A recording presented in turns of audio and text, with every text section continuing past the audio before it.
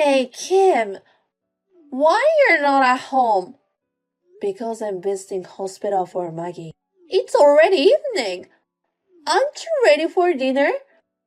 Are you planning to have my son cook? No, my husband will come to the hospital after work. Then I'll come home and cook dinner. A friend of mine just visited your house. What? Why your friend came to my house? Why?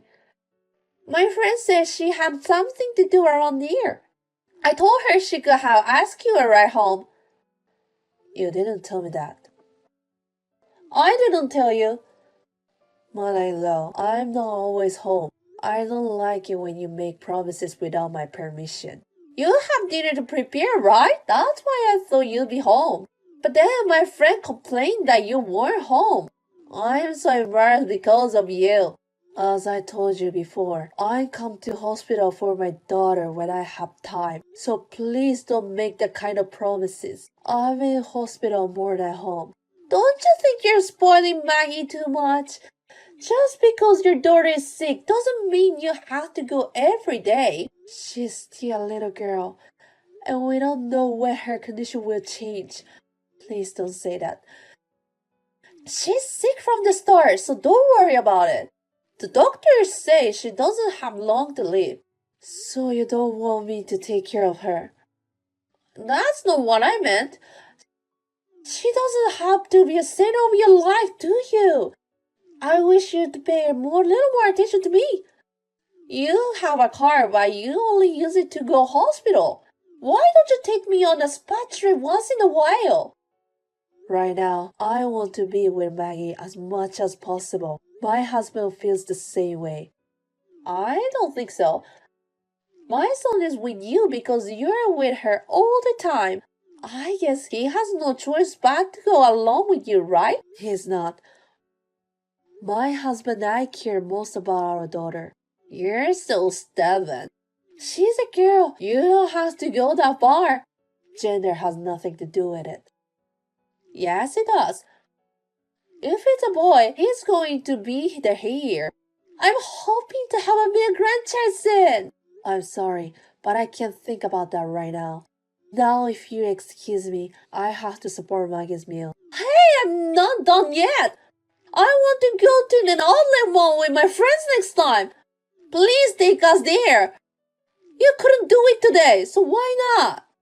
As I told you, I can't do it. Please take the bus or train. I'm not going to leave her now. Hey, listen to me. Next time a singer support is coming to the next town, she's going to give a concert at a commercial facility. Will you take me there? Mother-in-law, my husband told you about Maggie's condition, didn't he? Yes, she's in a critical condition, right?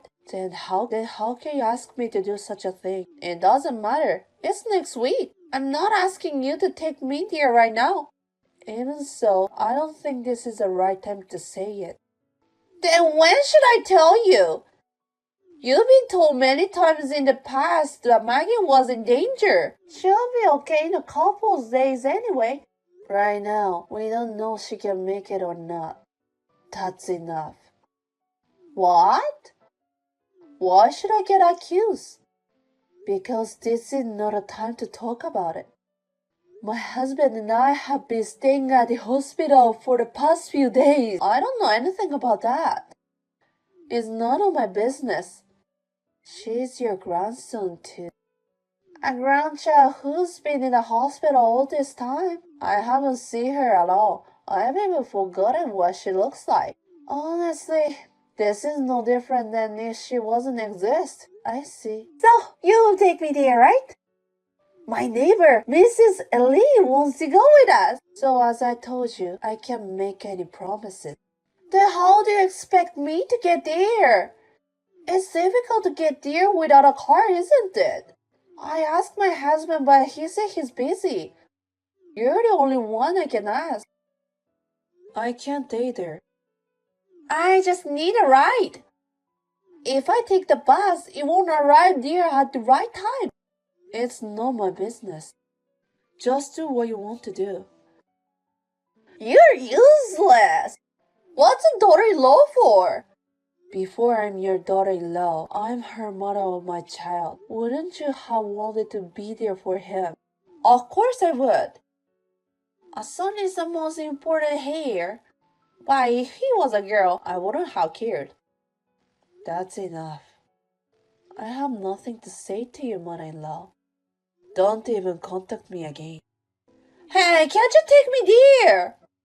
Why don't you figure it out by yourself? It's cheeky for a wife to resist your mother-in-law. First of all, it's your fault for having a sickly baby. It's your fault and don't drag me into it too. Hey, are you listening to me? Answer me! Kim, my husband told me about her. I'm sorry to hear about Maggie. Thank you. Don't be so depressed. You can have another baby. See? Next time. What? What? You're going to give up on having kids? You haven't had a boy yet. I can't think like that now. Maggie just passed away, you know. I understand that. That's why I'm cheering you up, right? I think what you just said horrible. Anyway, after the funeral, make a boy as soon as you can. That's all you can do. I told you, the funeral isn't even over yet. That's why I said make it after the funeral. I didn't say now. It's the same thing. I don't like it. Everyone's in a wake mood. It's so depressing. I'm not going to the funeral cremation. It's too much hassle and I don't want to go there anymore. I see. I understand how mother-in-law thinks. If you don't want to, you don't have to come to the funeral. It's been really hard these past few years because of Maggie. My husband and son are always talking about her. You were always with her and never listened to me at all. Nothing good happened at all. But now that Maggie is gone, now you listen to what I'm asking, right? Excuse me, I have to prepare for the wake. Wait a minute. What do you want? Do you realize that this is all your fault? This is all your fault for not having a healthy baby. Even I wanted to give birth to a healthy baby. I've said that to myself hundreds of times. Oh, you knew that? If you knew that, don't do that again, okay? Please make sure it's a healthy baby. Really? Really, how dare you to say such a thing? What? What's wrong? Did I say something bad? Please don't even think to attend the funeral. I wouldn't go even if you asked me to. I don't even have much memories of Maggie. Besides the singer's concert tomorrow, Mr. Lee's son's wife taking me to the concert. So I have to get ready and get a good night's sleep. She's so different from some wives. She really helped me out. Kim, it's been a while. Yes. Oh, you can't even say hello anymore. Are you still depressed? It's already been a month since funeral. It's only been a month. The 49th anniversary isn't even over yet. But I think you're feeling better than last month. So it's time for you to take action. Do your best. What are you talking about? I'm talking about my grandson. I can't wait for you to show me my beautiful grandson. In your mind, Maggie isn't a grandchild, is she? Of course she is. She's always sick and she's in the hospital all the time. Also, the gender is right. I never thought of a girl as a grandchild from the beginning. Instead, focus on making another grandbaby. This time will be a man. You don't even know what is good and bad to say it. I found out the mother-in-law really is an irredeemable person. What? You still don't know anything, do you? Mother-in-law is no longer taken care of by anybody. What do you mean? When have you seen your husband lately? What? Well, I haven't seen him for a few days. He said he's busy, that he's going to be away from home. He hasn't been home, has he? He must have something important to do at work. He's been traveling a lot. It's not unusual for him to be away from home. Your husband left home. Now he's preparing to divorce with you. What the hell are you talking about? Don't say things like that, you don't make sense. It's true story. I have his permission to talk to you about it. Why is my husband divorcing me? We've been together for over 30 years. It's your attitude toward Maggie. You didn't deal with Maggie because she's a female. You made a fool of her for being sickly, and you never came to visit her at the hospital, did you? You didn't even attend the funeral because you thought it would be too much hassle. He just couldn't stand that attitude. Why do you have to get divorced over Maggie?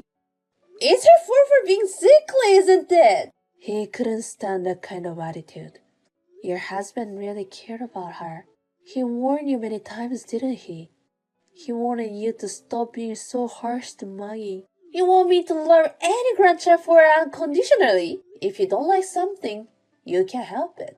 I am not saying that you should be unconditionally kind to her because she's your grandchild. But every time something happens, you point out that Maggie is sickly or weak. Even you made disparaging statements on more than one occasion. You're free to think what you want in your mind.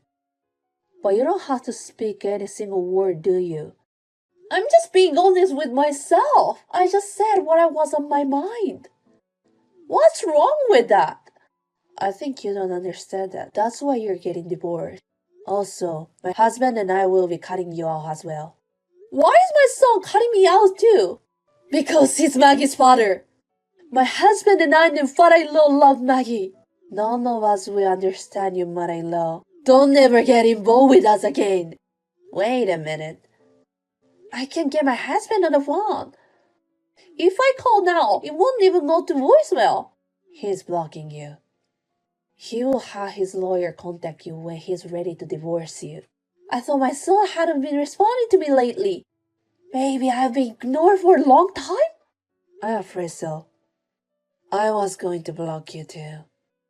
But I really wanted to tell you about your current situation. That's why I haven't blocking you. I just wanted to say that you deserve what happened to you.